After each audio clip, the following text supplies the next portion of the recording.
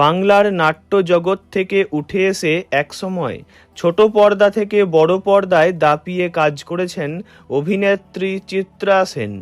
50-এর দশকে মঞ্চ নাটকের মাধ্যমেই শুরু হয়েছিল অভিনয় জীবন। তারপর বয়সকাল পর্যন্ত বিভিন্ন বাংলা ছবি ও ধারাবাহিকে পজিটিভ নেগেটিভ দুই রকম ভূমিকাতেই ক্রমাগত কাজ করে গিয়েছেন। কিন্তু বেশ কয়েক বছর হয়ে গেল পর্দা থেকে বিদায় নিয়েছেন চিত্রা সেন। অভিনয় ছেড়ে অসুস্থ শরীরে এখন ঘরের চার দেওয়ালের মধ্যেই বন্দী হয়ে রয়েছেন তিনি। বয়স হয়েছে 92 বছর। পর্দায় চিত্রা সেনের অনুপস্থিতি বারে বারে ভাবিয়ে তুলছে অনুরাগীদের। বলতে গেলে অনেকেই মিস করছেন তাকে। সকলেই জানতে চাইছেন তার খবর। 2023 সালের মেয়েবেলা ধারাবাহিকে শেষবার পর্দায় দেখা গিয়েছিল তাকে। জানা গিয়েছে কয়েক বছর ধরেই গুরুতর অসুস্থ চিত্রা সেন, আর বার্ধক্যজনিত নানান অসুস্থতা নিয়ে একেবারেই শয্যাশায়ী হয়ে পড়েছেন তিনি। কয়েক মাস আগেই হঠাৎ পড়ে গিয়ে কিছুটা সেরিব্রাল অ্যাটাকের শিকার হন বর্ষিয়ান অভিনেত্রী।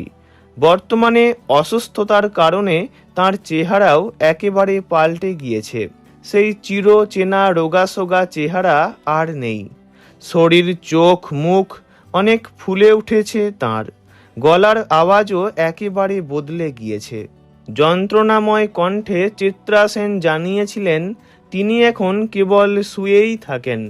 খুবই অসুস্থ তিনি। তার উপর পড়ে গিয়ে কথা বলা প্রায় বন্ধ। কথা বলতে গেলেও জড়িয়ে যায়। ডাক্তাররা তাকে সম্পূর্ণ আরামে থাকতে বলেছেন। কাজের চাপ তো আর নেওয়াই যাবে না। চিত্রা সেন যেভাবে অসুস্থ হয়ে পড়েছেন তাতে হয়তো তাকে আর কোনোদিনও পর্দায় দেখা যাবে না। সামান্য কথা বলতেও এখন কষ্ট পান, হাঁপিয়ে ওঠেন। এখন তার পরিবার বলতে ছেলে কৌশিক সেন, পুত্রবধূ রেশমি সেন এবং নাতি ঋদ্ধি সেন সকলেই অভিনয় জগতের সঙ্গে যুক্ত। তাঁরা খুবই খেয়াল রাখেন তাঁর। চিত্রা সেনের স্বামী শ্যামল সেন গত হয়েছেন বহু বছর আগেই।